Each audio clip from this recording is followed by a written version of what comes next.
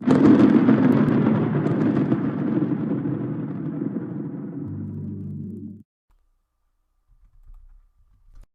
a very happy St. Patty's Day to ya.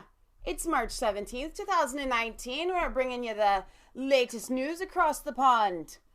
To the European and UK news and a little bit of Irish flair. If you didn't know, part of us is a little bit Irish. Our grandmother came over from Ireland. Her last name was Dyer. No, our grandmother did not come over from Ireland. She didn't. Sorry. No. Our grandfather came over from Sweden. Our grandmother's relatives came over from Ireland. Beneath this Swedish, Is a touch of the Irish.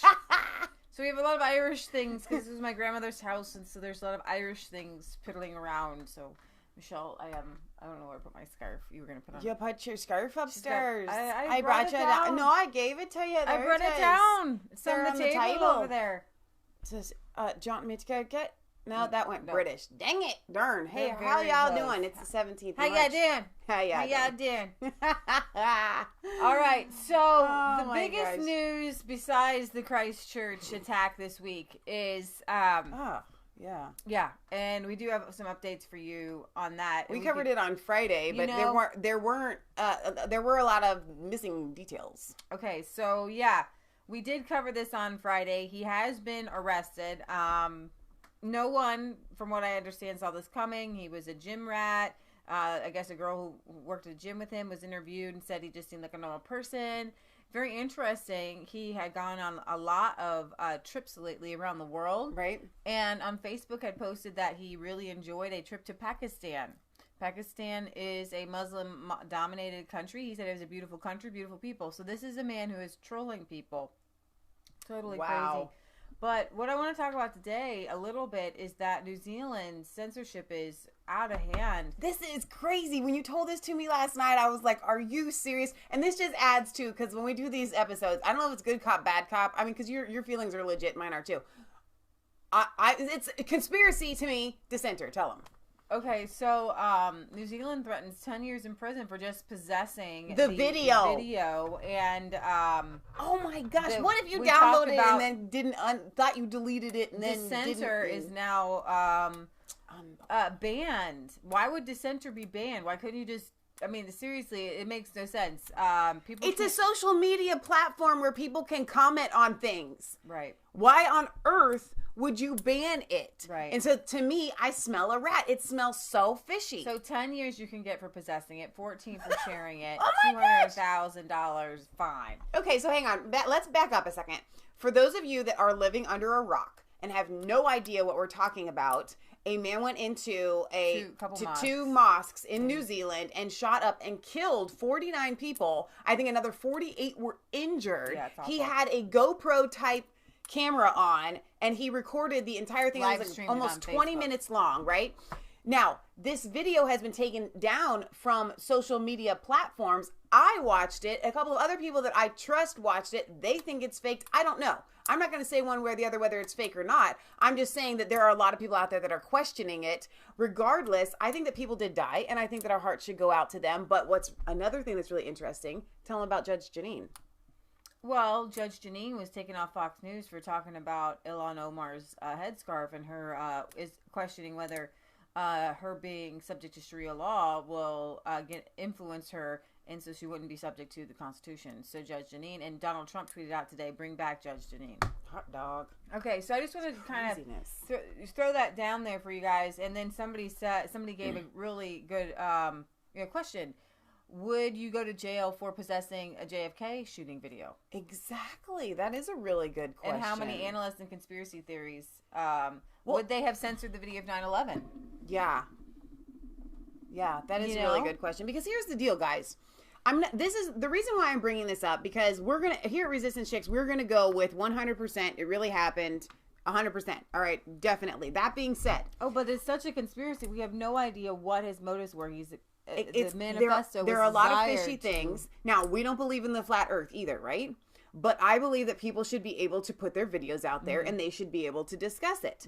Okay, so if people want to analyze this video, pick it apart, and put out their crazy conspiracy theories on it, they should be allowed to do it. The fact that they can't even possess the video in New Zealand to look at it to see if it has been faked says something to me. So we're going to go on to Britain because you guys are headed right up to the March 29th. What are we looking for? I just make sure the dog's okay. She's passed out. If you hear squeaks, if she wakes up, we've got all kinds of toys. We're watching our cousin's dog. We did put Jasper down for those that didn't see our Friday show. Yeah. But following right after that, we get this 1.5-year-old full of energy puppy that we're going to be watching, that we've been watching. Full of energy, yeah. So you're supposed to be leaving on the 29th. It's supposed to be a big celebration. Yeah. And Parliament this week voted no on May's very bad deal for the second time. Yeah. Well, we don't want it. She has come back and said, we're going to do a third vote. It's like a parent. We're going to keep doing this until you do it my way. Until you do what I say. We're going to take this vote 3, 4, 5, 6 times. We will take this vote every day. We will take this vote twice a day until you people give in and cave. She doesn't change it. Does it make any differences in it? It's just vote again. Vote again. We will vote again and again in it. Why are you looking at my shamrocks? Nothing. It's fine. I put these together. But did you know that it's reported by John Petley of the Brueg's Group that German Chancellor Angela Merkel essentially wrote the Brexit withdrawal agreement? Get out of town. And it should shock me. Read that again. Angela Merkel wrote it. Angela Merkel wrote it, from what I understand. Wait a minute. That's like having your husband's divorce lawyer write your proposal for your divorce agreement. That doesn't make any sense. Or depending on your gender, switch the genders there. But seriously, that's insanity. Yeah. Oh my gosh. Exactly. Oh my gosh. But here's the thing. Both Mrs. May and Miss Merkel miscalculated terribly on what the British people would actually accept. They'll obvious take anything that we throw at them. both only thought in terms of the kind of political leverage that they could bear on the House of Commons, which would eventually force them to cave to the supposed horror show of the no-deal Brexit. Hang on. John Smith says Merkel and May went to school together. Stuart the Brit says we all knew Merkel wrote it. Old news. Well, it ain't old news to me, Stuart the Brit, so it can't be old news to our United States rumored, viewers. But yeah. So you've got it's new news to me. You've got this, and I want to play a couple videos for you guys. Is this on? Wait, it will be. Okay. I want to play. Let's see if it's the. Actually, it's the. You guys, there was a march held yesterday. Yeah, I think Nigel tweeted that out. Nigel was a part of it. That's not what I want. That's not what I want. You know, while you're looking for that, I had a thought. We have been waiting. You guys have been waiting for March 29th for a really long time. We've been waiting for March 29th for like 2 years. And it's kind of like the one thing that you look forward to in life. Like, okay, whether it's a vacation, like it doesn't equate, but this is the best thing I have. Okay, something that you have been looking, whether it's graduating college or getting married or whatever, a big milestone in your life is, and you're waiting and you're waiting and you're waiting, and it comes down to the day, and it doesn't happen. That is what they're trying to do with Brexit. Okay, for months, Tory Eurosceptics have explained the horrors of May's fake Brexit withdrawal. Oh my gosh. But now people like David Davis, Esther McVeigh, and William Ragg voted for it this week. And so I want to play for you guys this. It tells us about this, that the backstop would endure indefinitely, and it would tie us to the customs union with no escape. We need something in here, whether it's a time limit or something. There's got to be something in there, because at the moment we're in a situation where it's actually easier to leave the EU than it is to leave this construct that we're putting together. Wow. The deal would still leave us, whatever the Chancellor says, still leave us subject to the rule of the European Court of Justice. The Northern Ireland Protocol contained within the withdrawal agreement is unacceptable. It would see Northern Ireland carved out of the United Kingdom, tied to the European Union single market and customs union. And in fact, it's worse than limbo. It's a bit like imprisonment, and it's the reason why I, on behalf of my constituents who I've received many thousands of representations from, will not be able to support this deal. And it gives away £39 billion in exchange for the vaguest of political promises. This is the worst deal ever. None of them were voting for it, and it's a couple of weeks later, and the deal has not changed. So I'll be voting against, as I said, representing the British public.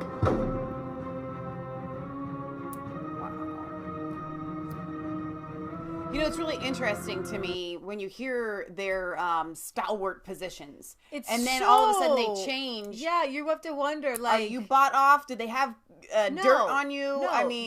well, yeah, you can wonder that too, but I'm just like, what makes me wonder is, when do you tell the truth? Yeah. You don't tell the truth. Mm-hmm. You don't tell the truth. You can't stand up with that kind of stalwart. Yeah. They're just actors. Do you have very good, they should work for the BBC. That's embarrassing, and it's hurtful. Yeah. It's hurtful to say, to get behind somebody and you would play somebody's video. You know, like Nigel Farage, if he got up in the EU Parliament and gave this wonderful speech and then turned around and went against it. Oh my gosh. It would uproar. Be awful. So Stuart the Brit says, it is the law. We have to leave on the 29th. The rest is smoke and mirrors unless they break the law. It's not a withdrawal agreement. It is a new internationally binding treaty. So let's call it that.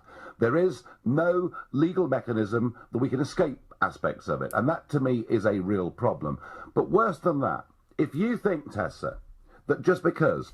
I think that was really clear in something that I listened to this before and I just listened to it again. You guys, it's not a law that can be changed. Exactly. There's no legal remedy. It's a treaty. Right. It's a treaty. It's like binding, forever binding. Yeah. This treaty goes through, it'll end the arguments. I'm sorry, but you're wrong. This treaty is the modern day equivalent of the Treaty of Versailles. We won a great victory in the First World War. We signed a bad peace treaty and it sowed the seeds of the next war. That's how disastrous Versailles was. This will solve nothing. We will have years of agony, because we'll be literally dominated by the EU without any say whatsoever, still paying the bill.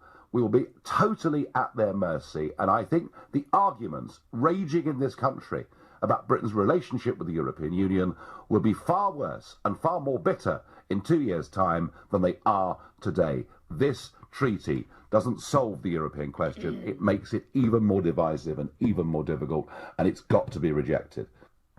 So Worth a Look says taking no deal off of the table was the final straw, and I think that's why she's going for this third vote, because they voted to take no deal off of the table, and now she's going to vote again. So it's kind of like backing people into a corner. Well, now no deal is taken off the table.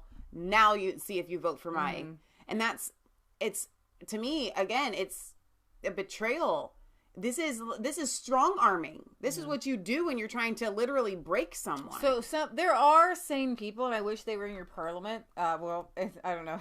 The Who legend Roger Daltrey doesn't mince his words. Listen to this. Brexit looks like it's getting further and further away. Is it going to be bad for British rock music? No, we don't do the rock business. What's it got to do with rock business? Tour in Europe. Oh dear, as if we didn't tour in Europe before the f***ing EU. Oh, give it up. On that note. Give it up.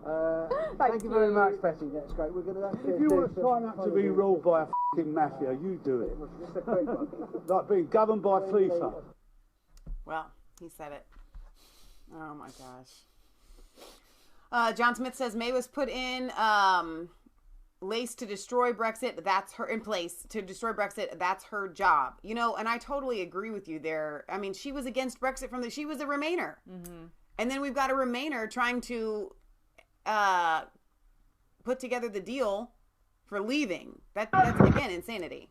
So, there was a march today. I don't want to see if I can find here we go. March to Leave. This is the March to Leave that started off yesterday, I believe. Let's see.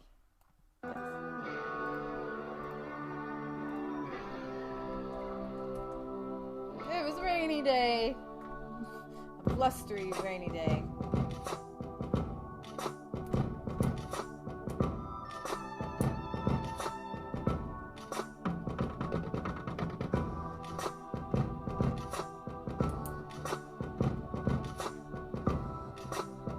Well, I have to say, a lot of you, they were in Britain, you guys have some good reindeer. A lot of people look border collie. Look at that! This is a really inspiring video.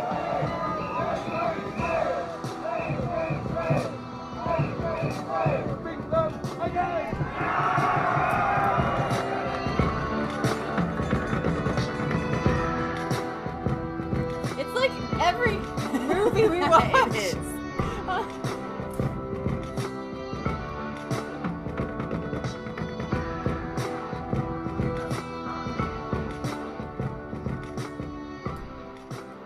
So how long was this hike? Anybody know? That's a good question. Very upset at our government because we think democracy is at stake. We voted for Brexit. If we voted, we should get it simply. Yeah. British people are going to have great fun getting rid of some of the people in Parliament that have let us down, but we can never get rid of the EU Commission. Well said. Yeah. And the sad part was so many people believed in their MP. I know, and then they got let down. Imagine your MP gave a rousing speech and said this deal is worse than staying in the EU, so you might as well just vote to stay in the EU. Exactly. Because then you you get always the perks. have a chance. But see, there's always a chance to leave on the right foot. Right. But this deal is a bad deal, so why go with it? Right. You know what I mean? Let's see. I mean, you do have to always put it in terms of like a marriage, right? Because that's the easiest, that we can, it's easier to stay married and get divorced later. But once you've signed that contract, once you have, walked away with the terms that are there, you can't go back and get your house back or your car back or your, whatever percentage of the bank account back. Or let's say you're selling your home or something. Yeah. You can't go back and ask for more money. So you know what I mean? So it's done. You want to make sure here's the thing. It is, as awful as it would be, and I'm praying that this doesn't happen. I pray you guys have a no-deal Brexit, but it's much better to have Nigel Farage in the EU Parliament than to be stuck in the EU and not have Nigel Farage and a bunch of Eurosceptics. I read another article that said you would have about 35 to 36% of a much bigger EU Parliament be Eurosceptic. Yeah. See, and I think that right now, Theresa May and the EU they're like, listen, we would rather have a no-deal Brexit than have Nigel Farage. Wait, no, wait, let me get this right. This is what I'm They would rather have a bad deal Brexit than to have Nigel Farage in the European Parliament. And I think that... Because if they get an extension on March 29th... Right, that's what... Then Nigel Farage and other MEPs will be able to be... Do you think in the European Parliament? This is the article put. You're going to vote on MEPs, which is very interesting to me. You guys vote on these MEPs to send to the EU. Right. Well, you're going to send all Eurosceptics. People are going to get out to vote. That's going to be their way to say, I want Brexit. And that's why the European Parliament is not working the way that you would think that it would work with May's bad deal and with the extensions and things like that. Like, they don't want an extension either, because then that opens up the door for all these Eurosceptics to enter into They want this to the be European Parliament. Scare tactic. You're not going to ever leave, so better vote for this, because this is what they want. Right. This is what the EU wants. Yeah. More than anything. So you have two options here. Right. Extend it and put your MEPs in Parliament. Or no deal Brexit. But this deal is not on the table. Like, you cannot... I don't think it's going to get voted through. I mean, I know that there are a lot of people that are changing their votes, but I mean, it failed by what was the margin this past time? I mean... 149, I believe. I mean, seriously. I don't think they're going to get that many to turn.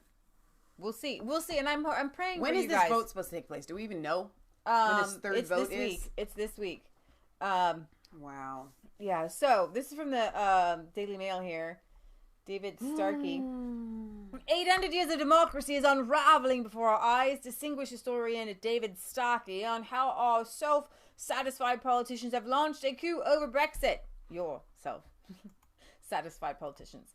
Historians should avoid colourful predictions, however tempting they might seem. At the moment, David says, I'm touring the country with a lecture called Henry VIII and the First Brexit, which compares the King's eventual clean and triumphant break with the Roman Church with our own messy and humiliating attempts to extricate ourselves from the European Union. But audiences really want me to talk about the present. What do you think's going to happen, they ask. I shrug my shoulders and explain that since history only works by looking backwards, those historians who pose as prophets are charlatans. My audiences think I'm copping out, of course, and they are right.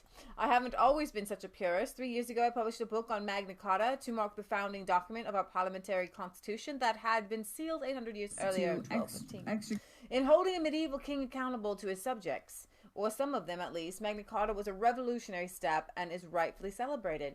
But I ended on a note of caution. All is not well with Britain in our politics, I said. Is it silly to think there is a touch of 1215, a whiff of revolution in the air? And it came true in June 2016 when the decisive referendum vote to reshape our politics once again and leave the European Union. The referendum was a very British revolution, and it's been followed by a very British counter-revolution, which shows every sign of succeeding. Don't be deceived by the lack of violence or the comparative good manners of those now seizing control. This is a coup. And what is at stake is the nature and legitimacy of the Parliament itself. Ruled by comfortable, smug elites, Parliament is choosing to ignore the ordinary British people as they attempt to hold power to account. It is no exaggeration to say that the British democracy, which stands in direct line with Magna Carta, is now unraveling before us. If today's self-satisfied MPs and ministers, I have already described them as a parliament of pygmies, have no time for the voters, then they have little time for history either. They seem to have forgotten that the original power of our parliament lay in its claim to represent everybody and not just a few privileged groups, as in continental Europe. Take, for example, the Estates General in France and the Cortes Generales in Spain, two early parliaments which promptly died in the 17th century. They should remember, too, that our parliament owed its survival to its willingness with more or less of a struggle to adapt and remain representative. As time went by, Parliament broadened out to include newly powerful social groups as they appeared. First came the and then he goes on and on to talk about history. But this is about British democracy. But here's the thing. I'm guessing just like here in America, you guys have just kind of gone along with the flow. And the other side being and feeling in control. Yeah. Even with David Cameron and Tony Blair, the other side, the same side of the globalists, the same side that our leaders are on, right? The John McCains, the Clintons, all on the same side. When the people said, I don't want to be governed by your side anymore, then they stopped being... They stopped playing by the rules of democracy. Democracy. Let's vote. As long as the vote went their way, then you must abide by the vote. Let me tell you something. You can fake democracy, and it's what happens actually on the left. When you manipulate people and you make them believe your lies, and then they vote for your lies. That's a fake democracy. Well, and which is why our founders despised democracy, because you can whip people up into a frenzy, like you said, like a Twitter frenzy. Right. And suddenly we're all voting to kill the Parkland kids. Exactly. You know, we're all voting to jail them. Yeah. You know, but that's why we have a constitutional republic. Right.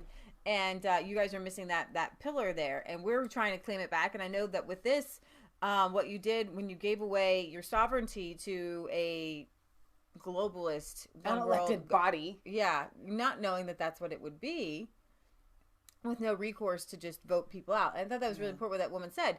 We can vote people out. You can vote people out in your country. You can just keep voting until you have a clean sweep, but you can't vote out the rest. You're not represented. You're not represented in the EU. In the EU. So what is that?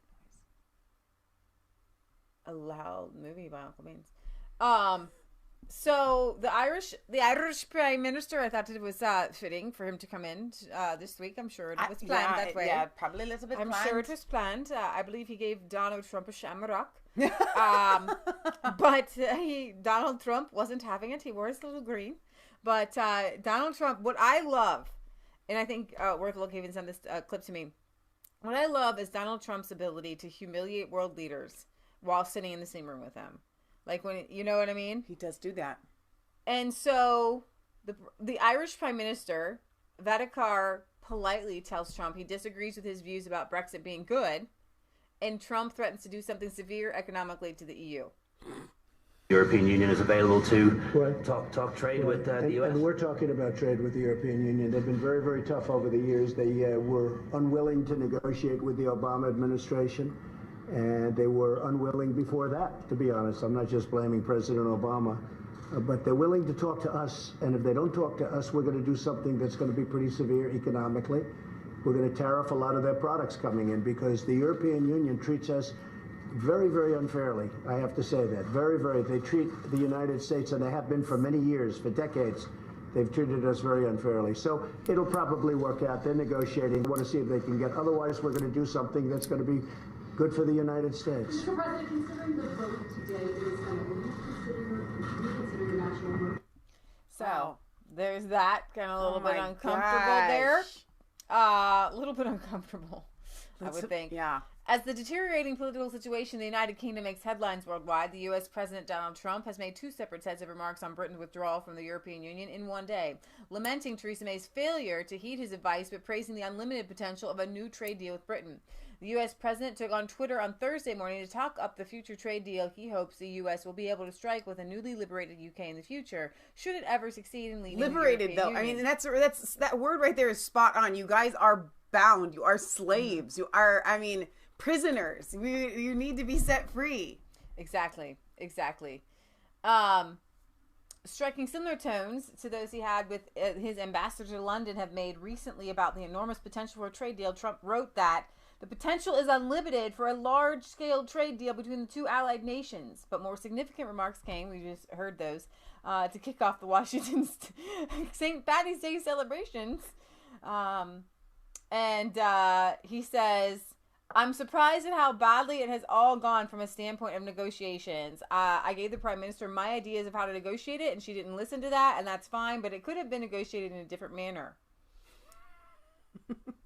He says, I would like to see the whole situation with Brexit work out. We're talking to them about trade. We can make a very big trade deal with the UK. It's very sad to see what's happening there.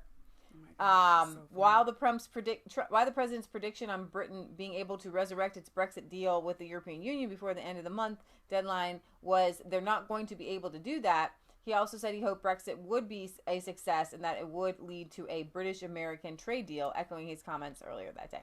So I thought it was fantastic that he got to say it to the Northern Ireland Prime Minister there.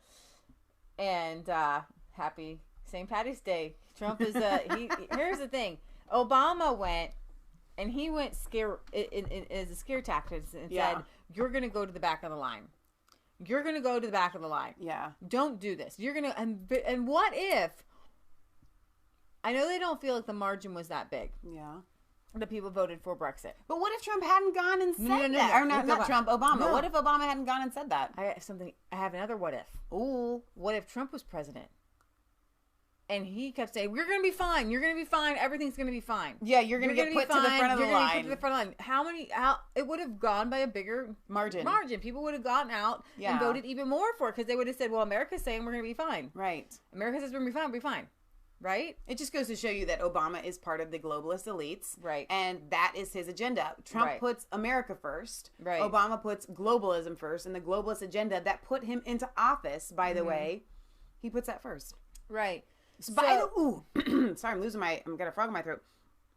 By the way, this is complete rumor. I cannot confirm this, okay? But somebody put this in the comment section yesterday on one of our videos saying that Hillary Clinton and Obama have been traveling a lot to New Zealand lately. And I'm just saying, fishy. They banned dissenter. Obama and Hillary have possibly, been rumored to have been there a lot recently. And they're now, their prime minister comes out and says, we're going to even tighten up our gun laws even further, which I don't even see how that's possible. Mm-hmm. It all smells so fishy to me. Yeah, this article from Breitbart says that in the Telegraph, Nigel Farage says, I was talking to President Trump about Vietnam, where he said that a bad deal was on the table, so sometimes you have to walk. And then he goes, it was referring to Trump's recent decision to turn down a proposed deal with North Korea rather than accept bad terms for the sake of being seen to seal an agreement of some description that come, that way. And I said in the case of Vietnam, that no deal was better than a bad deal. And I gave him, and I really think he meant to say North Korea, and I gave my opinion that same principle applied to Brexit. And Nigel Farage was unwilling to disclose how the U.S. president had received this his proposal, but unwilling to betray his confidence. He suggested that if you read the comments from his ambassador in London, I think it takes much reading between the lines to glean the administration's perspective on Brexit.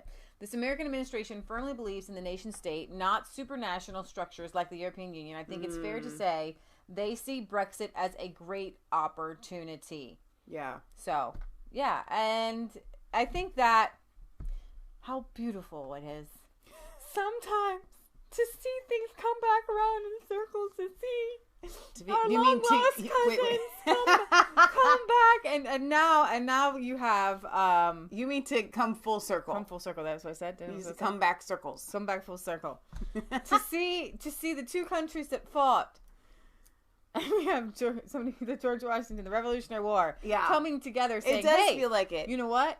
We have now come a bigger together right now. The U.S. and the U.K. No, but seriously, you're so right, because we once you come together, it's a bigger tyrant. Well, it's not just that, though. It's the same ideal of world domination, unfortunately. Okay? Whether it's the Romans, whether it's, the colonialism, EU is colonizing the UK. Exactly. It doesn't matter. It's the same spirit. It's the same. And the devil's always on that side. No offense to the UK who were trying to, but, it was actually England back then. We could just say England, by the way. Historically speaking, I can just say England. So I don't know if you guys but you're right. This was fun. It's neat to see us I come together. don't know if you guys can see these pictures. I hope you can. Let me back up just a little bit. So this was fun. I love boats. I love boats. So they had a little boating outing. What does that even mean? You love boats? Like, we never are on any. I love to look at boats. I like boats. I love ocean pictures. I love boats. We live in Ohio. I have. We never go to the ocean. I painted them on my wall. That's right, you did. I love to go to Plymouth and see the boats out there. Yeah, I love boats. I know. Okay. Okay, I could say like elephants. Have you ever touched one? I love elephants. Okay, elephants are really sweet and really smart. I can say I love elephants. What do you mean you love elephants? Do you own one? What is this? What kind of game are we playing? We're playing the I Love Boats game. Okay, I love the boats. And I absolutely love these flags I have never touched or seen before. The fishing, leave means leave, save Britain's fish. I love these pictures of these boats I've never been to see. We've never been to see? Hang on. Like, really? Because we've been to the ocean. I've never been to see these boats. Oh, I thought you meant SEA. I'll work on this.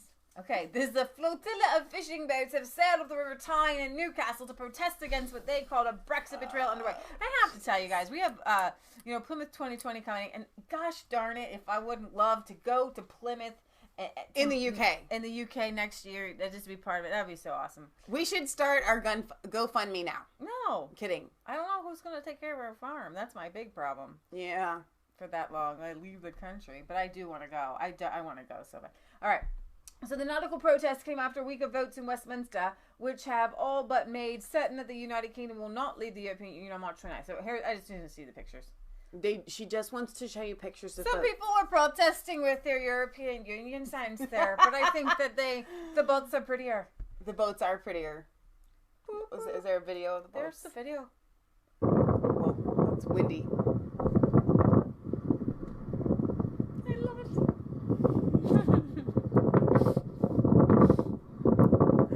Get out there, show your Brexit spirit on the water. I like it. With your Irish accent. I don't know. Maybe it can be Irish. Irish, they have water, they have boats, and they have fisheries. They absolutely do. Oh my gosh. No deal, no problem. That's a big sign they had there. Yeah, it is.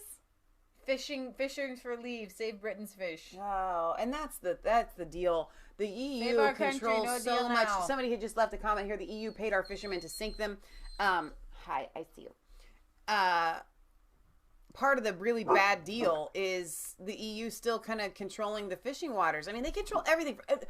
for those of you that don't catch on to this when you watch our shows, where we're trying to explain to you just what this bad deal is, okay? Not only is it financial and money that you would be paying in and them controlling laws and things like that, but it boils down to the everyday man, what you can farm, what you can't farm, what you can fish. I mean, the European Union should not control those things that happen in the UK. That's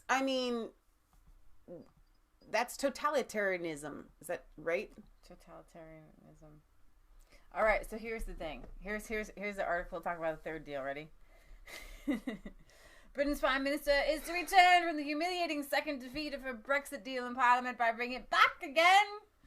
It's like Weekend at Bernie's. It is trying to bring this dead guy back to life, carrying him around like he's alive. It's dead, May. In a substantially unmodified form next week to give the MPs a third chance to vote the right way. I'm sure there's going to be some thuggery behind doors. Okay, no, you send your kid to their bedroom because they didn't eat their Brussels sprouts. Get it, Brussels? Okay, they didn't eat their Brussels sprouts.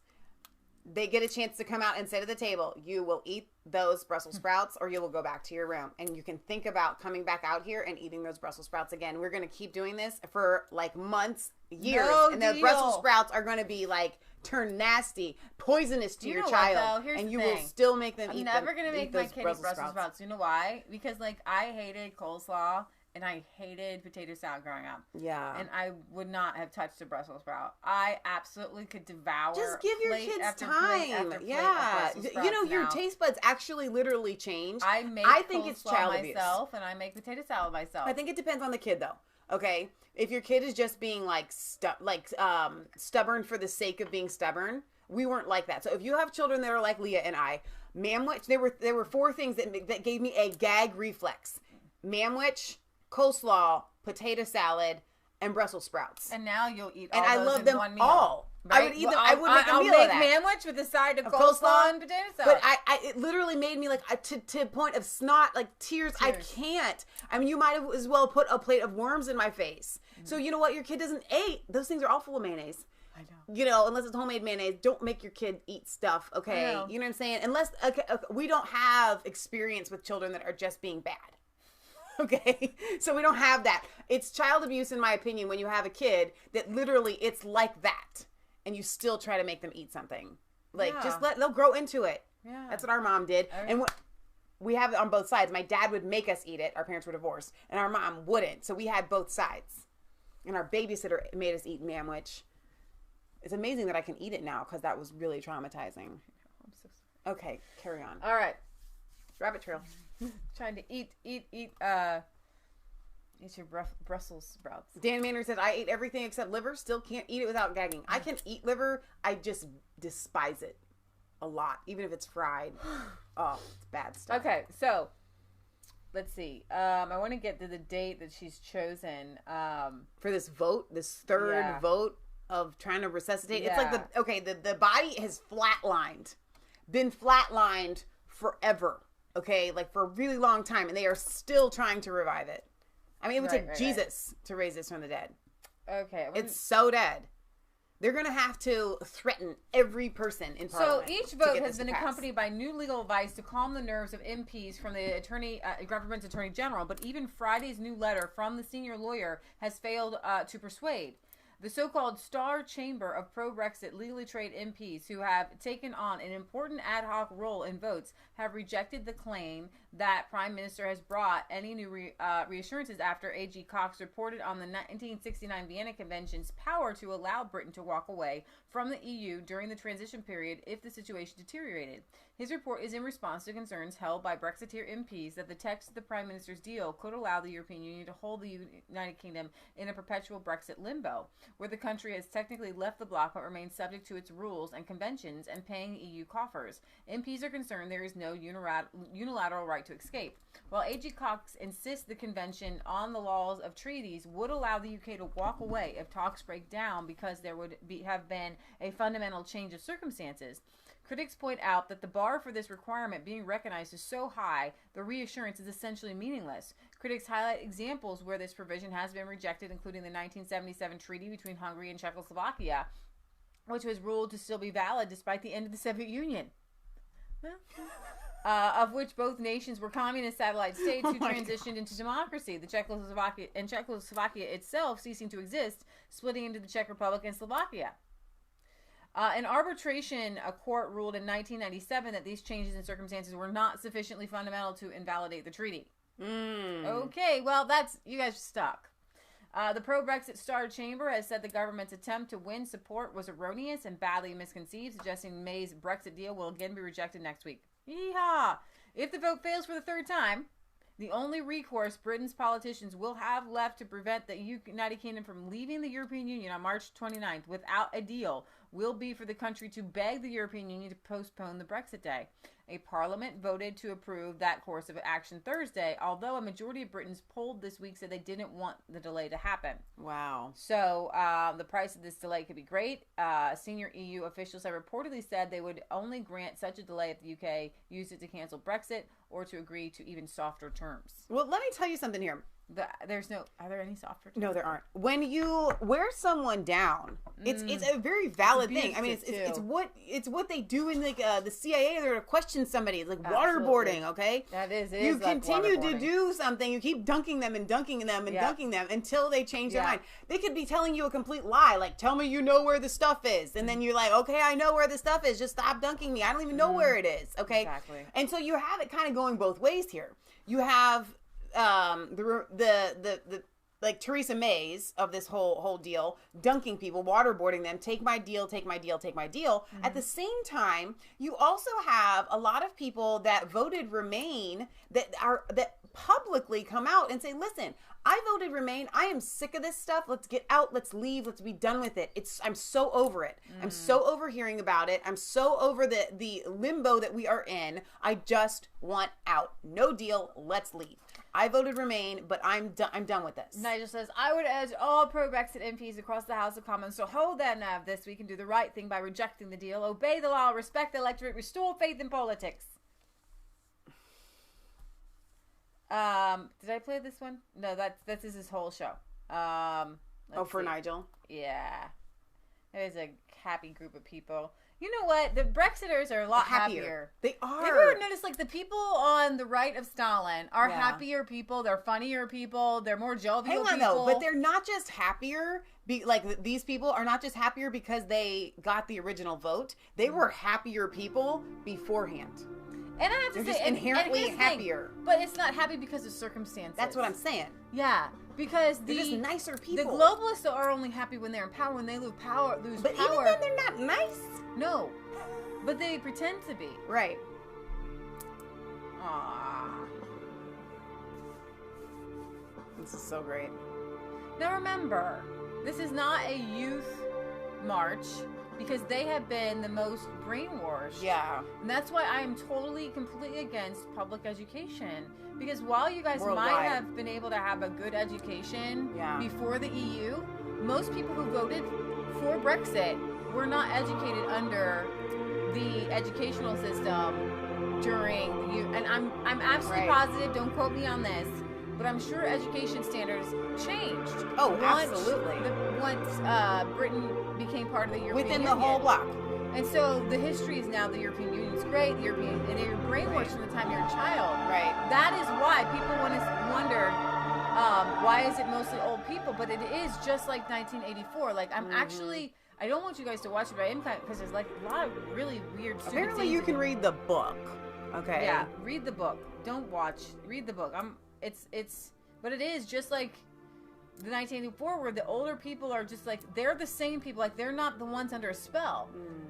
When you look at these children, they want to lower the voting age. Even Nancy Pelosi wants to lower the voting age to 16 because they want to get the kids, because they realize that they own and they have power over the public school system. Well, it's like having a set of resources that you're like, hey, we've never tapped into that resource. We could increase because we've already put the money in. They're trying to reap their benefits a little bit early because they already know they've sowed these seeds of brainwashing into these kids. Exactly. Well, we could get it. We need it now. We need that. Snow. We have to, snow. We have to get from it, like draw from that savings now. All right, here's a good clip here. He would say the logical way to get Brexit, in fact, if we delay, there's a danger that Brexit won't happen. The logical way to get Brexit is to go for her deal. Well, the trouble with her deal, and by the way, it's not a deal, it's a new European treaty. I've read that treaty, I've studied it. In many ways, it's even worse than being a member of the European Union in terms of us being bound in to European rules, possibly in perpetuity. And the next phase of negotiations, and I met Mr. Barnier earlier this week, the next phase of negotiations could take another 4 years. I don't think we want to go through that process. This deal's the wrong deal. The Prime Minister has made an horrendous mess of it. So let's just leave. Let's have a clean break in a few days' time and get on with things. But the Parliament's voted against no deal. All the economic analysis says no deal will be disastrous. You still want no deal because you want something to happen to take us towards Brexit. And you're right, it does look like it might not be able to happen now. I think everybody that voted for it will be fearful of that this morning. But being practical and thinking of those whose jobs and lives depend on it, everything that we looked at looks like no deal will be disastrous. Look, we were told if we didn't join the euro, it'd be a disaster. We were told if we voted Brexit, 500,000 jobs would go immediately. The opposite has happened. This is not about some economic forecast, some doom-mongering. This is a democratic choice of the British people in the biggest democratic exercise in our history. We want to become an independent country, free of being governed by Mr. Juncker and Mr. Tusk and all of these people, and Parliament is not delivering on its promises. That really is the crux of this problem. Listen, guys, again with the Tommy Robinson, he is like, if he was such a Tommy Robinson, he's not going on Good Morning Britain. Right. He's not going to be taken seriously. So let Tommy be Tommy on the side. Yeah. Okay. Some food groups do not belong on the same plate. Okay. He is hammering out your Brexit. Talk about Islamic invasion another time, but here's the deal, guys. If you don't, and I said this before, if you don't get Brexit, forget anything that Tommy stands for. You guys are already being jailed, for saying things on social media. Okay? That's what the European Union brings in. So if Nigel doesn't get Brexit through, and I hate to say that the entire Brexit hinges on Nigel, but it kind of does a little bit. In history, there is a mantle, and Bill is not that right. Bill.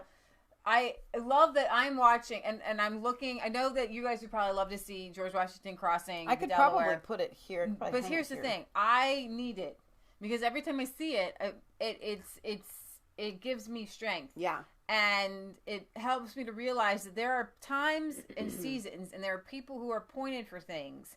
And this is a really special episode that we're bringing to you today because there is an anointing on people like a Nigel Farage and the mantle. When you have an anointing, here, I have goosebumps. When you have an anointing, what does that mean? It means that God gives you grace and favor to do something that you physically, mentally, spiritually, and emotionally could not do on your own. And when I see Nigel Farage get in front of that camera, something comes on him that is not normal, that no one I know has. Yeah. No one I know. Fine. Even Donald Trump hems and haws and ums. Yeah. Nigel doesn't hem or haw. He doesn't he doesn't pause. And he smiles and he laughs and he knows that even when he's talking to these stoic commenters on the other side who are saying, all this doom and gloom and these beautiful highlighted blonde-headed women with like air in between their heads, just in like between their stoically, ears, you mean? air in their heads, in between their ears. Stoically looking on, like they're gonna try to eat him for lunch or something like that. Like, they know better just had than to giggle. Like they know better than Nigel. And when he brings up, and it does help to pick, like the picture people in your underwear thing. You know what he does?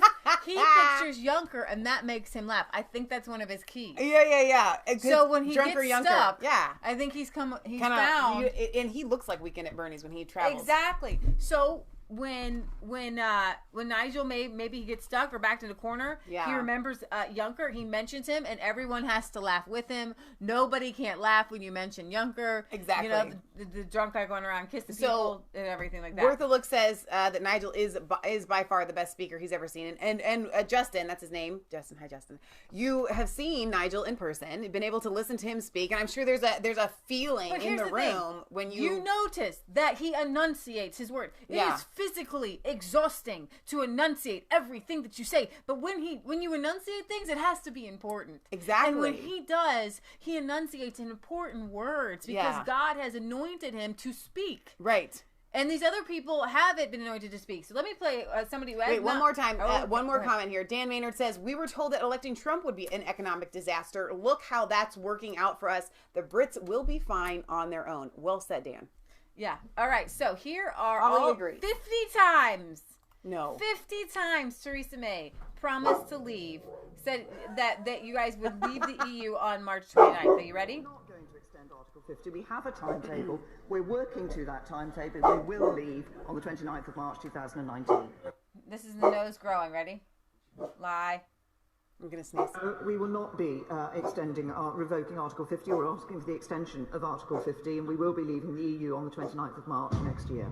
Lie. We will leave, and we'll leave on the 29th of March 2019. Lie. We're going to leave the European Union on the 29th of March next year. Lie. As of 29th of March 2019, we leave the European Union. We'll leave the European Union on the 29th of March 2019. We will be leaving the European Union on March 29th. The UK is leaving the European Union on the 29th of March. We're leaving the European Union on the 29th of March 2019. This Parliament put the exit date into legislation, and we will be leaving on the 29th of March next year.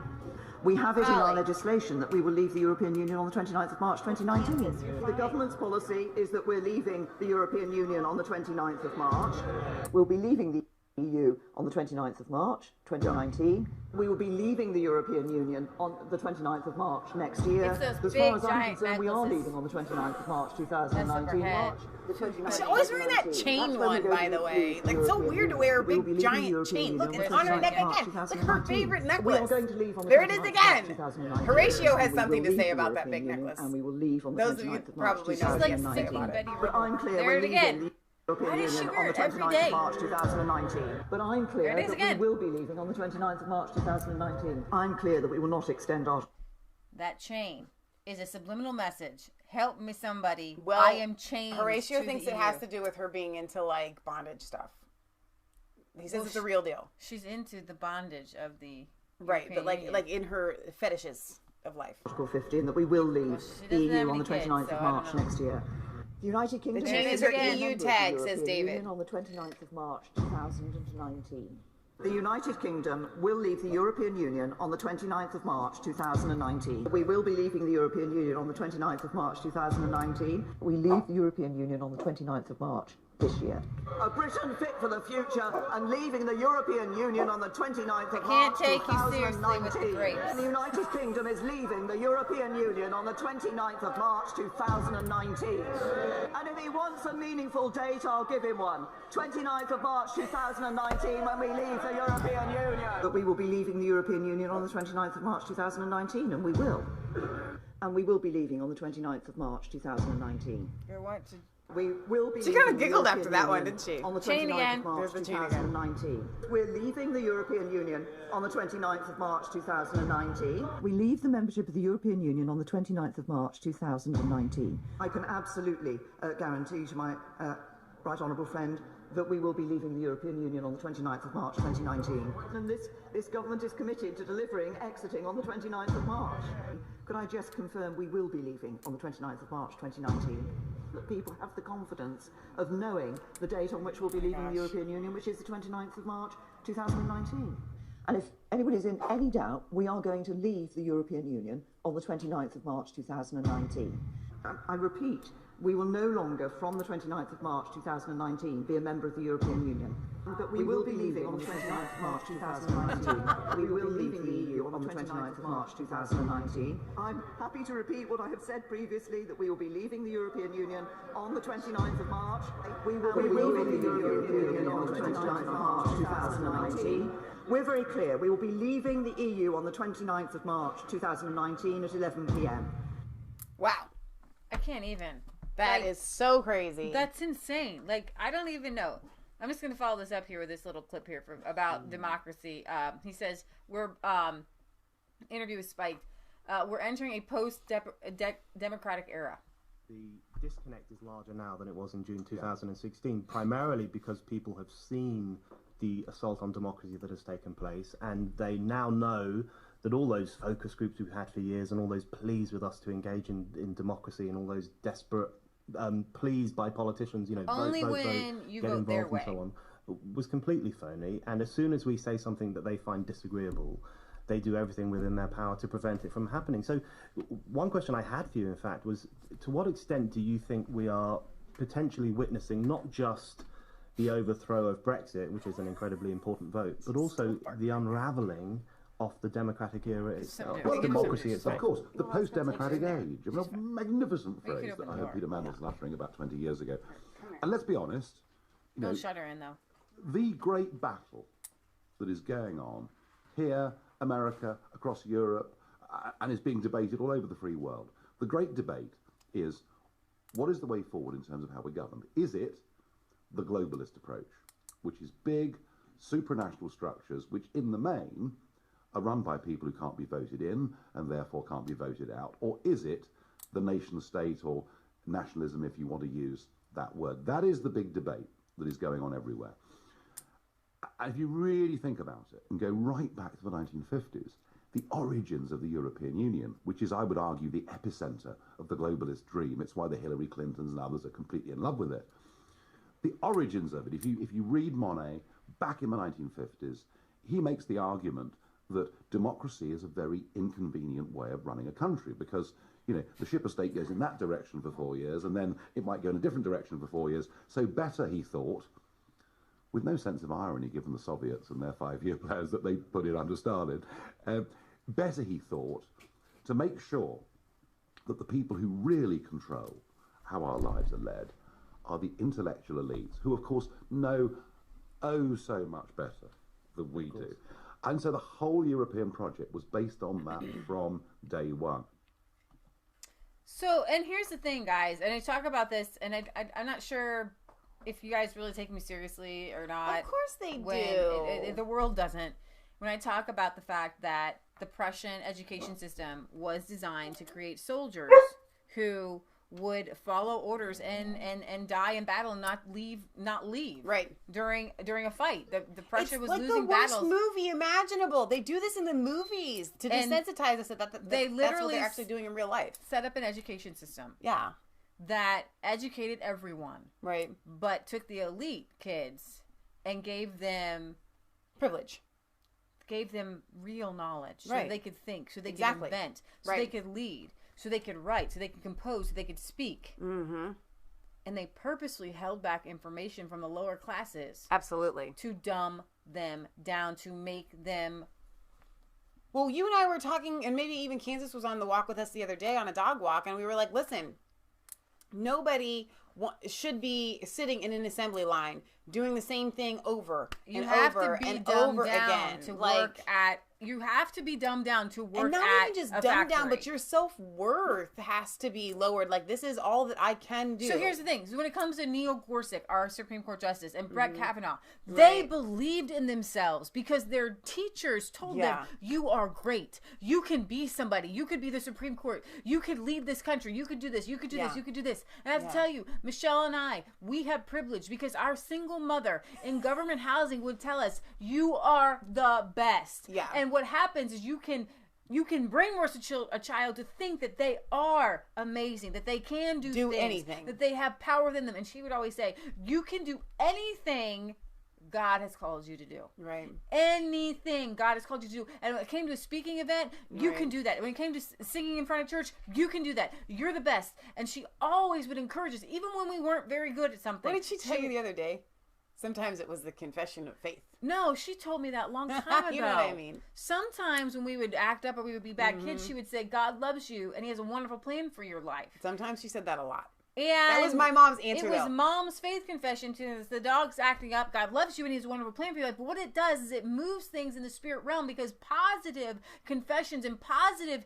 What you can say to a plant, it's been well documented that if you play like heavy metal music in front of a plant, it will die. Right. But if you talk to a plant and you say, I love you, you're beautiful, your plant will grow. Right. There is something in the realm that we can't see, the metachlorians or whatever, and things that go through the air with the Star Wars. You just went all Star Wars. Yeah, because there is something to that even if you don't have God, but you have positivity. And Donald Trump had that. His mom told him he could do anything. He had that preacher that was one of the biggest, like, you know, I don't even know, self-help. Build you up, you can do anything. Around to the positive. I want to clarify Mom's tone when she would say that, because you were really excited. Our mom, like, never yelled at us. She only had to raise her voice a couple of times, and that's when I was like a crazy banshee Tasmanian devil out of control. But she literally never yelled at us. And so we would come in and we would be like, Mom, the world's ending, or angry or upset or whatever. She wouldn't go, God loves you and has a wonderful plan for your life, out of like exasperation. She would literally do this. And it's just a classic movie. Like, nothing hits her. Nothing. Michelle, God loves you. And he has a wonderful plan for your life. And do you know what that did? It would just pour water. Like, you know, I mean, our mom, nobody ever taught her, because her childhood upbringing was crazy around this house. No one taught her to do those things. That was the Holy Spirit inspired. And it worked. So this is the last thing I'm going to play on Brexit, but I wanted my whole show to be about this mostly because it's so important. This is my penultimate speech in this parliament. Here we have, you know, we don't be use his last words like speech in that. Penultimate. Penultimate. I'm going to start using that. People have been using that lately. Can you turn it up? This is my penultimate speech in this parliament, and I won't be That's it. That's as high as it goes. Here again in July, and I'm sure many of you here would share that sentiment. Come here. Mr. Barnier, I told you that treaty wouldn't go through the House of Commons. You didn't believe me. It's been rejected. I think you pushed it up too far. You asked for too much, and this morning you find yourself short of £39 billion. So I'm sure you're feeling a bit sore about that. But don't worry, help is at hand, because the House of Commons today will do, I'm sure, their utmost to betray the Brexit vote. They're even going to vote against what Article 50 said, which is, of course, that we leave on the 29th of March with or without a deal. And I have to say, I think the gap now between our political class in the UK and public opinion is a gaping chasm, because, be in no doubt, public opinion is hardening. There is a greater sense of unity in the country than I've seen for some years. We simply want to leave, and that applies to many who voted Remain as well, because they respect the very principle of democracy. And we've had enough. We've seen the snarling anger towards our country of Mr. Verhofstadt, the bureaucratic intransigence of Mr. Barnier, the constant stream of insults that come from Mr. Tusk, and we're of one mind. We don't want to be governed by you. We want to govern ourselves. Now, I'm sure the next instalment of this will be the British Prime Minister next Thursday going to the European Summit in Brussels, another humiliating display where she begs for an extension to Article 50. Well, I've got a solution to all of this. What I heard you, Mr. Barnier, this morning say that if this treaty, if this withdrawal agreement gets passed, the next phase of negotiations could last for up to 4 years. I thought, enough. We don't want to waste 4 more years of our life, 4 more years of agony.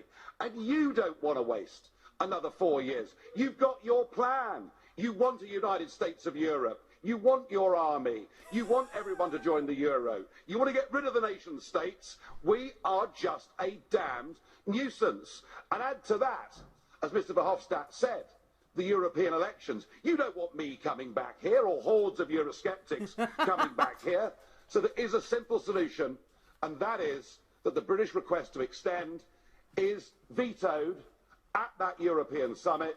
We leave on March the 29th. Most of the preparations have been done. Even if there are a few short-term bumps in the road, we leave, and both you and we can get on with the rest of our lives. That is the only neat solution ahead of us. Hear, hear, hear, hear. Yes, well said, Nigel. You know, and I love that he hit on so many things that I often think about. You know, listen, you guys, the European Union, they want their army. They want their, you know, like, they want everything to be globalist. They are ready to get rid of. Why would you want countries that would be holding you back from accomplishing you know, your nation state and things like that. Like, why would you want that? You go ahead, get rid of them. Let's not have them in the European Union because their votes are going to keep us. Because a lot of times these votes have to be unanimous. You know. Oh, here's the deal. Here's the date. She says I don't even know how she's clinging to her office. She was really hoarse at the last vote. I did read that her cabinet members that are left are telling her to fall on her sword after this, and say that you're going to leave, you know, deliver Brexit and fall on your sword, whatever. But she's planning this third parliamentary vote on her deal, and a short delay to Brexit if it passes, or a very long delay to Brexit, or no Brexit at all if the MPs do not back it, despite those 50 She can't promises. just all of a sudden say you don't get Brexit. She is acting like a king right now. If Parliament can agree to the deal before the European Council on March 21st, we will seek a short technical extension to pass the necessary legislation. If it cannot, we will not leave the EU for many months, if ever, she said in a Sunday article today.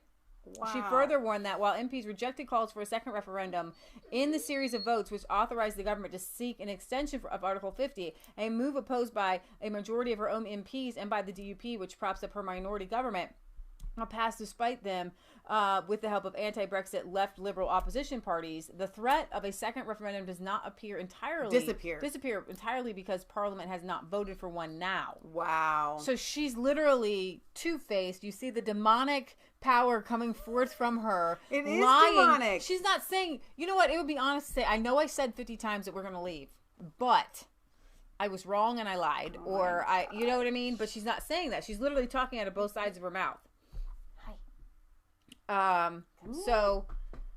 But the Prime Ministers and treaties carry little weight at this point, however, with the evident ease with which she has discarded her promises on no deal, a better than a bad deal, and not extending Article 50, meaning she has permanently lost trust of Eurosceptics.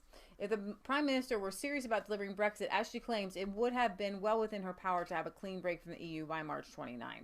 Yeah. So she's lied. Well, And she's lied. And she's lied. And I'm sure that's part of the EU. Holly is very upset about this as well. I'm sure it's part of the EU plan. Just lie. Yeah. Just tell them. Just Right. lie. Right, Just right, lie. right. Just tell them. Lie and tell them that you That will you're be gonna leaving, leave. and then you don't leave. Now I lost my train of thought. Holly, you're very adorable. All right. So, and then Ireland's Europhile leader calls on UK to abandon Brexit and be welcomed back as a prodigal son, because that tail between your leg humiliation, that doesn't really bode well. Come here. Stuart the Brit says, you talk of Theresa May as bad, but the whole Tory government are keeping her in the role as MP. Yep. Jeez says, my local MP is backing May's deal. She will not be voted in the next election. She's a traitor. Straight white guy says May has lied over and over and over again. Jack Russell wants to know if anybody's going to Parliament Square on the 29th. Dale Jones says, if she has no authority, why does Parliament treat her with kid gloves? It's because they are afraid the Queen will have them arrested. Let me go get her a treat. Stop. I will. Britt Baza says, 350 years ago, England chopped the head off of King Charles I for committing treason. Looks like the next treason charge will be Theresa May. Jack Russell says, May is a malfunctioning cyborg. Wow. You know what? Yeah, I could not agree more with you guys. I mean, this is absolute insanity. You have to leave on the 29th of March. It's what the people voted for. It's law. You can't rescind that just because you choose, okay? Theresa May has it in her head, like everybody keeps saying in the comment section here, that she's playing queen, that she has all of these subjects, and what she says goes. Absolutely. Well, Theresa, that's not true. You're not. You have to listen to the people. I'm wondering, after this vote takes place, and it doesn't pass, I don't think that it will. Will she fall on her sword? And will the European Union give them the extension? Because they can choose not to. Now, it would just take one country to vote not to allow the extension. And that's why Nigel said that he was going to some of the other nationalist type countries like Poland and Hungary and things like that to see if he can convince them to say no, you don't get an extension. And that's where we're at right now. So I'm gonna. It's on the 21st. Yeah, that was the vote. You never gave him the date. Yeah, 21st. So, I'm going to move on to some of the reasons why people wanted to leave the EU, and this is one. You guys remember the Cologne, New York Eve sex attacks, events on New Year's Eve 2015 going into 2016.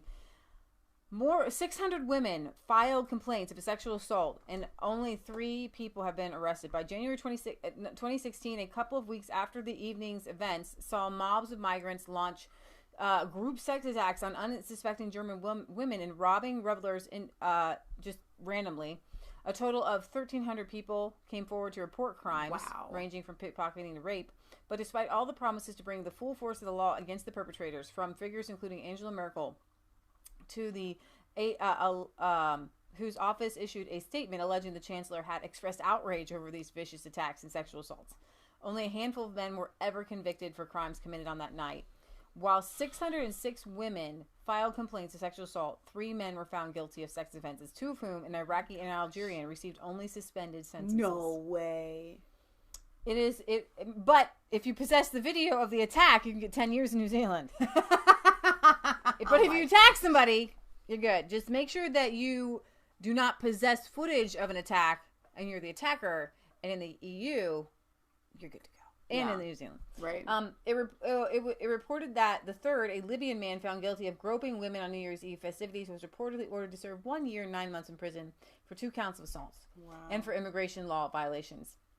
An investigation into court records in Cologne found that 3 were convicted only thanks to the existence of selfie photographs of the perpetrators and the victims taken prior to the attacks, while the majority of women who came forward to report crimes had lacked any means to identify their assailants. Spokesman for the Cologne District Court, Wolfgang Skorn, described the legal system's overall failure to bring justice following the attacks as sobering, commenting that the chaotic situation around the city's main station on New Year's Eve made it very difficult to produce concrete evidence. 6 of the 43 trials were discontinued as a result of the suspects' whereabouts being unknown. Oh my gosh. While 32 of the remaining 37 trials, which were mostly related to robbery and theft, resulted in convictions. So you're more likely to be put in jail for robbing someone than sexually assaulting them, apparently. Yeah. The gravest punishment handed out was reportedly to a 30-year-old Algerian convicted of robbery, 1 year and 11 months. Taking place just months after Merkel's highly controversial decision to open up Germany's borders to well over 1 million migrants, a majority of whom were male, unskilled, and illiterate, the events of the New Year's Eve in Cologne were initially not reported in the country's press for several days. With fury erupting on social media over reports of attacks by men of North African and Arab appearance, the scale and nature of which had not been previously seen in Europe. The absence of mainstream media coverage led to accusations of a cover-up, and later in the year, a federal police confirmed that most of the perpetrators had migrated to Germany during the 2015 crisis. Wow. So when we're talking about Donald Trump and we're talking about, Nigel Farage, we're talking about, everybody gets painted as these far-right conspiracy theorists. And migrants are these wonderful, beautiful, awesome people. But what they've done is that they came over and they acted like they would have acted in their own country. Well, now they know. Now the network's around. Let's not do that. Let's save it. Save it for this or save it for that. Or, you know what I mean? But that's who they are. Yeah. That was in them. Exactly. That was 600 attacks, over 600 attacks in one city, in one country, on one night. That's crazy. And that's who the immigrants, that if you're not allowed to talk about, hey, this might be a something. If because one then you're white Islamophobic. supremacist but guy, here's the thing. I am Islamophobic when it comes to no, and you don't have to be. It doesn't have to do. I guess no. Let me backtrack the word Islamophobic. I am phobic of being in a crowd of people where a vast majority of them view women as if they are not completely covered. Exactly. That's free reign. And you don't know. See, here's the thing. Groping and sexual assaults, that's a phobia. That's somebody's legitimate. Color of their skin has nothing to do with it. Then they want to make it about a color, and they want to say, you can give her another treat. There's more bags up there. They want to tell you that you're racist, but I'm not racist. It's allowed. You're allowed to be afraid of people who have an ideology that says it's okay to hurt you. Okay, but you can't. Here's the thing. It's not ever based on color. Right. Okay. So So my mom watched some sort of movie when I was a kid, and usually she was pretty careful about watching things that were inappropriate for children. And I don't even think it was inappropriate, but whatever it was a scene that stuck with me. And this girl was, she was in I don't know, in the Army, Navy, whatever, Marines. I don't know what it was. And she was like the only girl or whatever. And she was forced to walk through, she was at this party and forced to walk through this gauntlet of a bunch of other guys, and they groped her and they raped her and stuff like that. I was probably like 10 or 11 or 12 when I watched that movie. And it traumatized me so much that I kind of really wanted to be in the military. But that scene in and of itself had me terrified of being in the military because I didn't want to be around a bunch of roughnecks that viewed women as less. Okay, so that's a valid phobia. I would say that it is okay, not that you view all guys in the military that they would do something like that, but what I'm saying is nobody would criticize me, I don't think, for having that kind of phobia. Okay, because from what I understand, there are some rough people that do join the military where things like that could possibly happen. And so when you look at these scenarios and say, listen, these things... Tulsi Gabbard was sexually assaulted in the military. Tulsi Gabbard, yeah, that's right. She was sexually assaulted in the military, which I don't think women should be in the military. Not for just that reason, but that's part of it. But my point is, if there's going to be an area or a situation where a certain set of people, regardless of race, color, creed, whatever you want to say, might be prone to sexually assaulting you, it's okay to say, listen, in that group of people, it's dangerous. That might happen. You know, I don't want to go to Sweden now because I'm Swedish and from what I understand, there are a massive amount of rapes going on over there. I don't want to go. What am I, Swedophobic? Right. I mean, because I don't want to go to Sweden. So here we have Christian converts from Islam regularly bullied or threatened in the Netherlands. Dutch Christian relief organizations have reported that Muslim immigrants who convert to Christianity are regularly threatened or bullied, with some saying they get death threats every single day. Now, I just want to put this in perspective because it's always on the other side, right?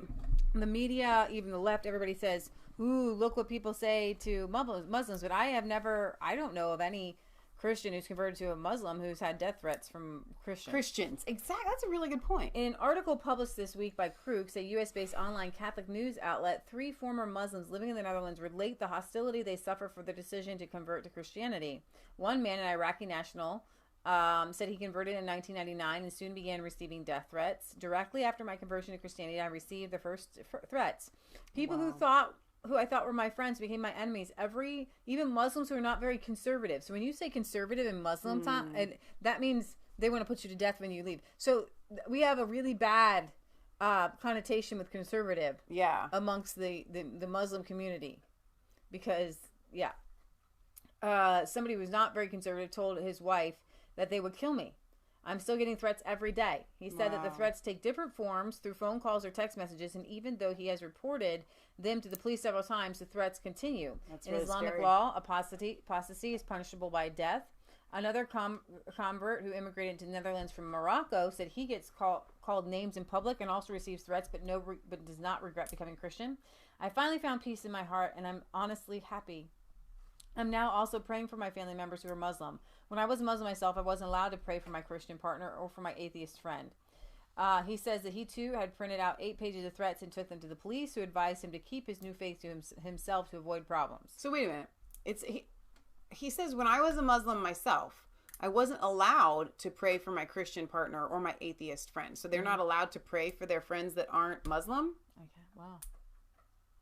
That's interesting. Yeah, but did you see that? The police said, just keep your religion to yourself. Oh my gosh. Would they say that to a Muslim? No.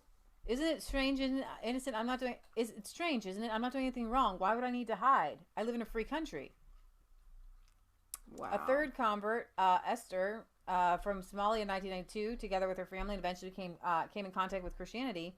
The first time she entered church, she said she was immediately felt welcomed, and yet also felt guilty for being in the church. I constantly looked around thinking, what if one of my family members comes in or someone from Somalia? After my conversion, the threats started, especially on Facebook. Most of the time, they're coming from other Somalis. They write me in Somali, so no one is able to understand what they're saying. We once posted a picture of a Somali conference where everyone was standing in front of a cross. People didn't like it, and we received several threats. Wow. So I wonder where the left is on this, because we hear white supremacy, Islamophobia. But what about Christian phobia? What about Christian? And it's not even they're afraid of Christians. They want to kill them. So, yeah. All right. In the UK, there's 21,500 knife and weapon crimes in 2018.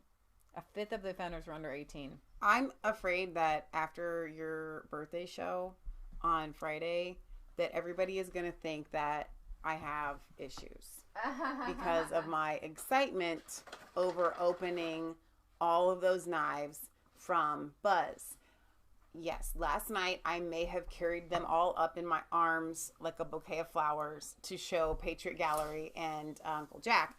Because I was very excited to go over them again and look at them again. And I did enjoy that. I think that that's okay to like knives. Mm-hmm. I think that that's fine. I'm not a gun person, although I know how to handle one very well.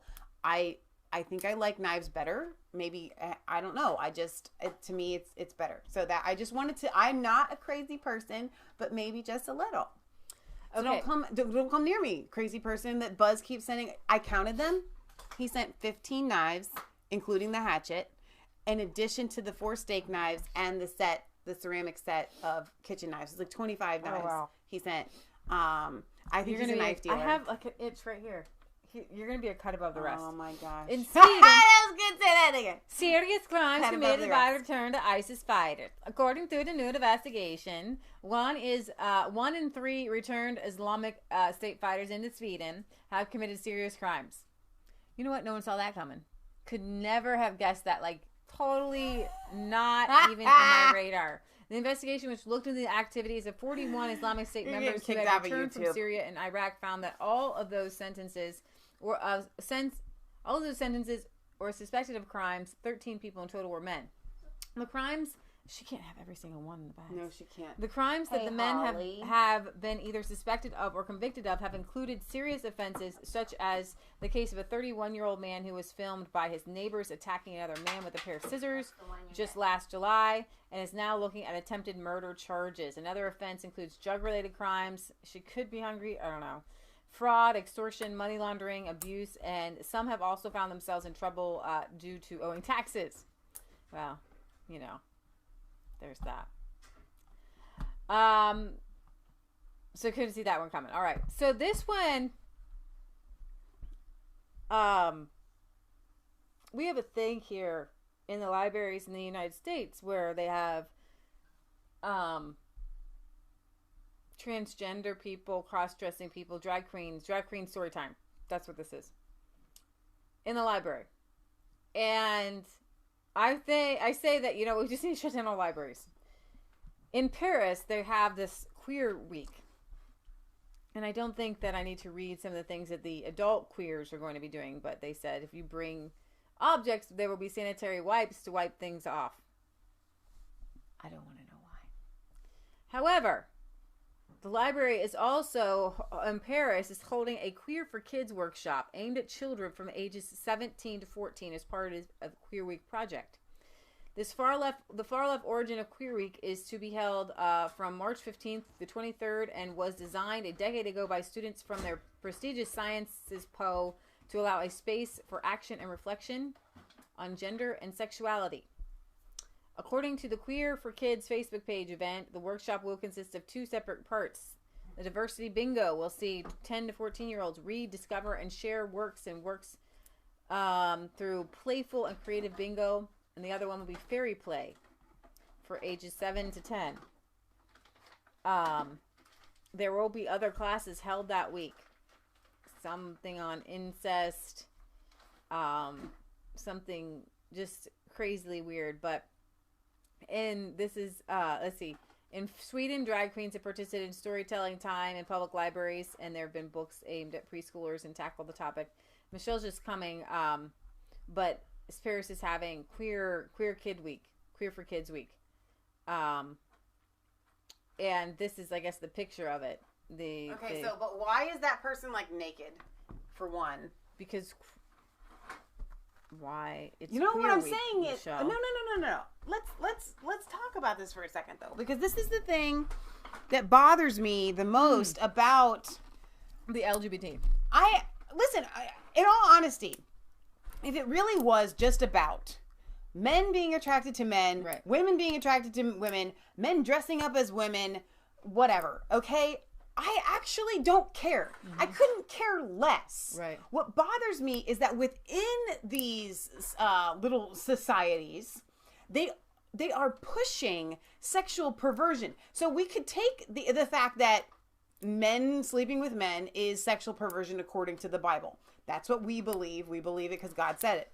Okay, we could throw that out completely and take it to the next level of the most vile, like you have these kids that will be stripping, or every time you see a LGBT parade, everyone's gyrating and they're wearing that's like why I next say that. to nothing.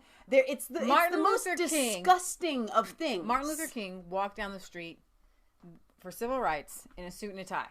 Yeah. If all they're asking is for kids and people to respect gay people, who are normal, who are just acting like regular members of society, that's not. They're not acting like that. They want to sexualize kids. Guess they want what? to say, this is what gay people do. Right. Now, do you want to try it? Right. You know exactly. That's why and it. Homosexuality in and of itself, when I was a kid, it's always been bad. Okay, but it's become more openly vile. Right. Where at these parades, people will be wearing, you could see a guy that's just barely covering himself up, right? And he's got jewelry and makeup on and dancing and flailing around, things that would normally get a 311 called on him. Right. Okay? Indecent exposure. And these are the things that they are pushing on children, that you must accept the fact that these people do things that expose themselves or that are sexual. They are sexualizing children. And when I say sexualizing children, I don't just mean telling them, Bob loves Harry.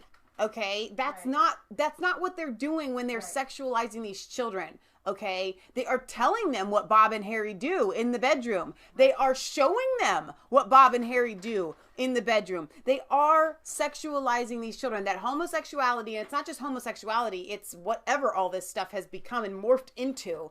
Okay, like a bad virus. That is normal. That we have to accept it, and they're telling us in society that we have to accept it too, and that's what's wrong. Right. And one more article here. Germany, migrant crimes were concealed to avoid stirring up prejudices. Authorities in the District of Rural Germany covered up a long list of asylum seeker crimes, including rape, assault, and child sex abuse, so as not to stir up prejudice, it has been alleged. Holly, internal police all of these figures revealed 117 criminal offenses took place at refugee housing in Bustadt, northern Germany, during the last 3 months, and that third world migrants housed in other accommodations in the municipality were listed as suspects in a further 23 crimes. But officers neglected to announce the incidents after orders from the Interior Ministry instructed police that active notifications from the police force's press office on potential migrant involvement in crimes would be irresponsible and likely to stir up prejudice. So don't report on crimes. Okay. Now, we had this happen in Sweden. Yeah. Oh, yeah. It's happening everywhere. So I just... Bustadt has seen crime rise since the advent of the migrant crisis in 2015, with the 4,600 population municipality hosting 1,369 asylum seekers. The number of offenses carried out at migrant accommodations has more than doubled almost every year. More than doubled. The crimes have more than doubled. It's like...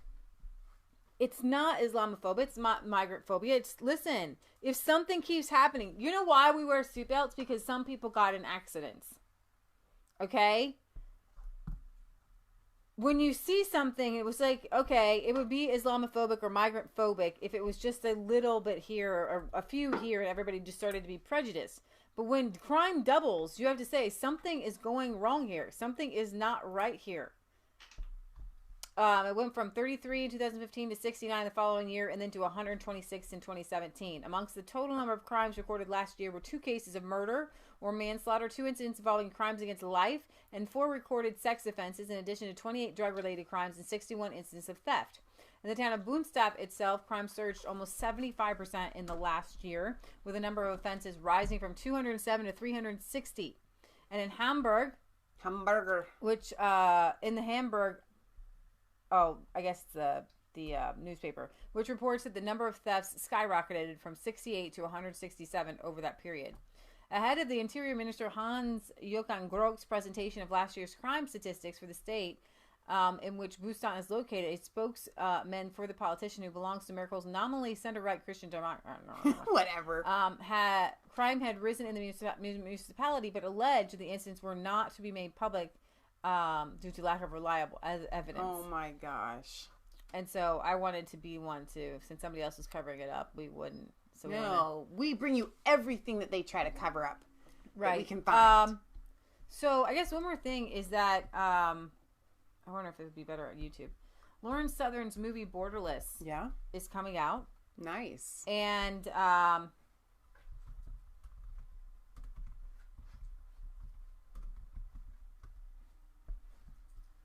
she has a couple clips out. I don't think I played the official trailer, so I'll go ahead and play that.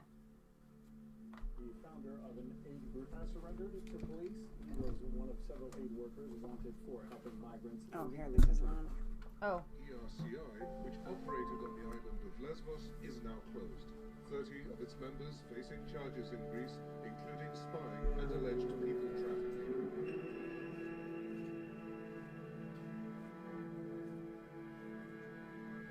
Have you been involved in human trafficking?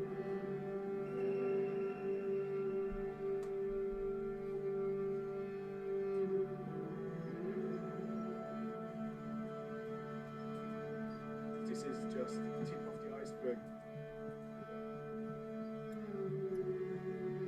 You're okay. حياتهم عرضة للخطر من دخلت من شهر الواحد موجودين هنا طالبين لجوء يعني. There are thousands of people, if not millions, just waiting on the other side, waiting for the right moment to cross the water.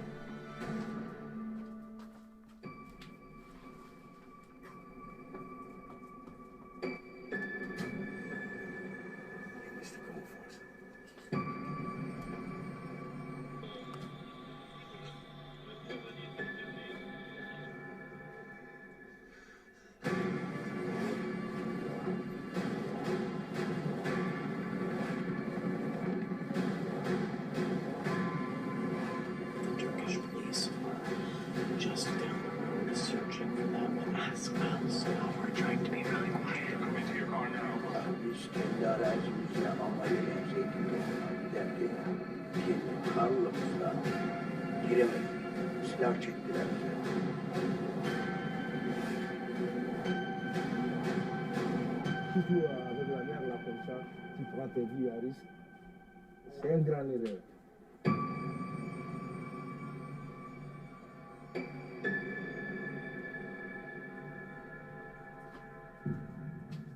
Wow, that's really powerful. So she's also released a 10-minute clip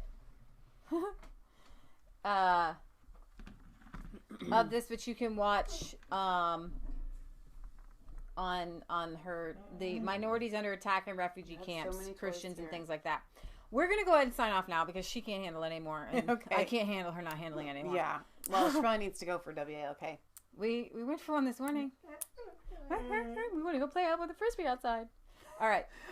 So also, I don't think that Sooks is here today, but you had a present for him, and I know there are other people that have also told me that they have things that we haven't gotten yet from the P.O. Box, so we'll probably have to do a second mail call, which is really fun. I'm just going to let Michelle hang up. Hang up. So once again, happy St. Patty's Day to you.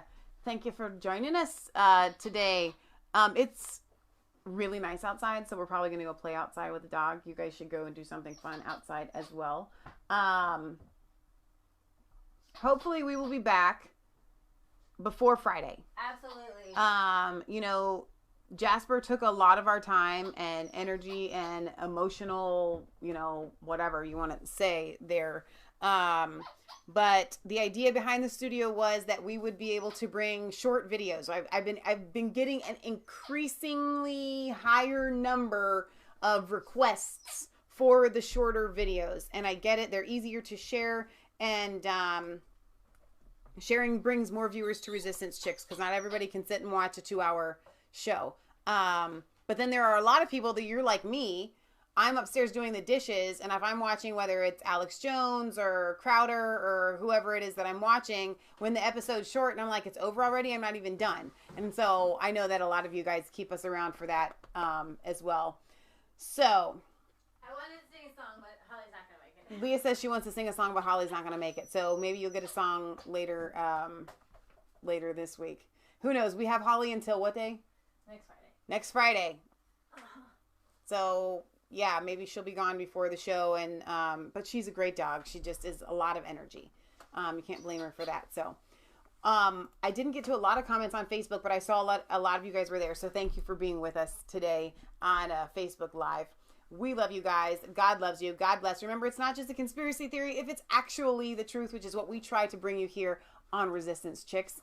We have a P.O. Box. If you want to send us your letters, we will read them on air unless otherwise noted. P.O. Box 107, Milford, Ohio 45150. All right, guys, have a blessed week, and I will and we'll keep an eye on a Thursday at least. Yeah, if the vote's on the 21st, which is, did you say that's Thursday? Yeah. Yeah, we might do a show on Thursday about the vote there. Britt Baza, Michelle, did you mention the Sunderland March to London at all? I don't think so. Which is that one on the 29th? Or is that before? I'm not sure. I don't know. I'm waiting. You can Google it. Sunderland March. Well, I'm sure that Barry actually sent me a link to it. I just haven't had a chance to check all the links out. Or was that the march that they did already? No, that was the one I think that they did already, right?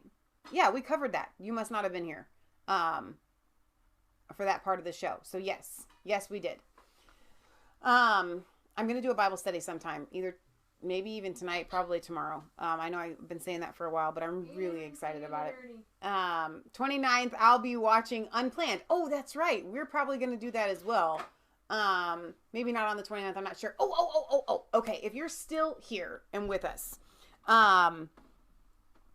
we saw this amazing documentary called, Patterns of Evidence.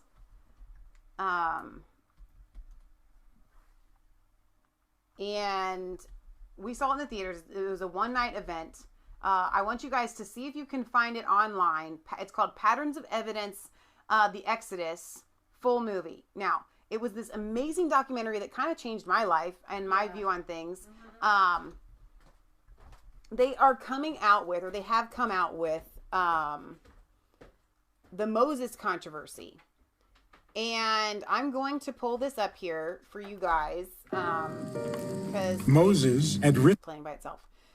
It's the first. It was on the 14th, the 16th, and the 19th. So we're going to be going to our local theater on the 19th, and we may even get some exit interviews on this, and it's going to be really fun. So I want you guys to check it out. You can go to the Patterns of Evidence website, but right now I'm just going to pull up the trailer here to show you guys, because I'm really excited about it. We're going to go on Tuesday.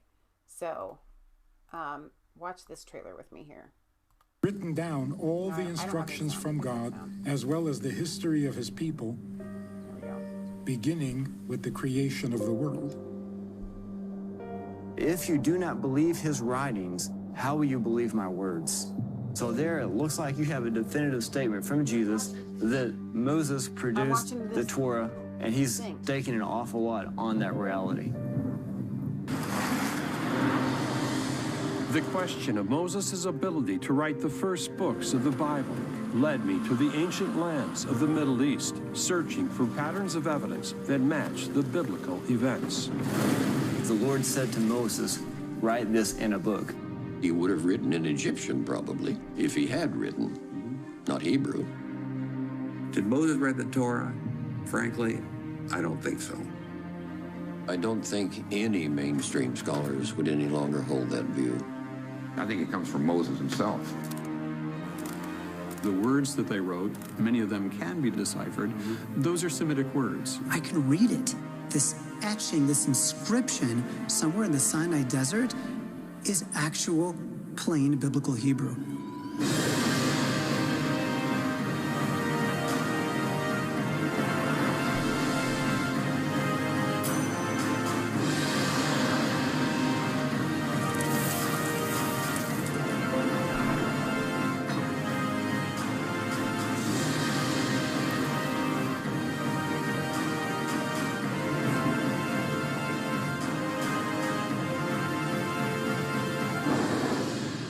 It's not just a matter of historical curiosity.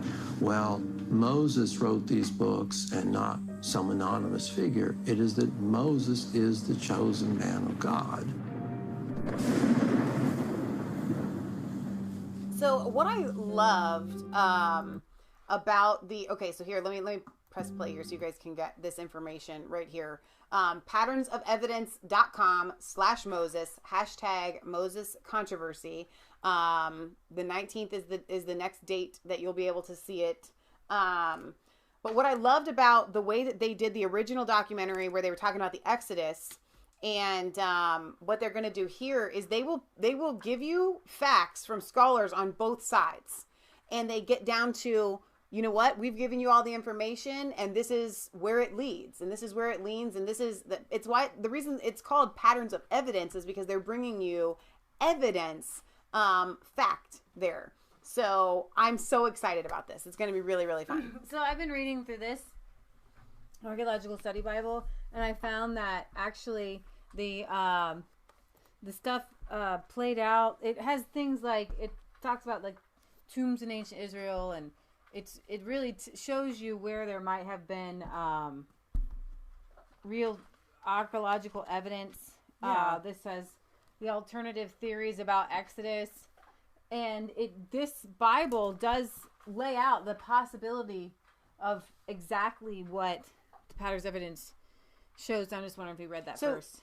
Gary put it in here that it's on YouTube, the Patterns of Evidence, for $2.99. I think it was YouTube. You can go to different places like YouTube or Amazon Prime or whatever, the original one. I think you guys would really, really enjoy that. I know you would. You would really enjoy that documentary. We watched it just the other day. Again, kind of leading up to this, because we're going to go and see it. So I'm really excited. It'll be Tuesday night. It's at our theater at 6:30, I think, in the evening. You'll have to check your local theaters to see where it's playing at, but you can go to their website and find tickets. And the Phantom events, you can go there too. So Fathom, is it Fathom or Phantom? Fathom. I always read Phantom. Fathom. I can read. All right, guys. Don't forget to like, comment, subscribe to Mass Faith 3 and Reason 6. All right. We love you. God loves you. God bless. And happy St. Patty's Day.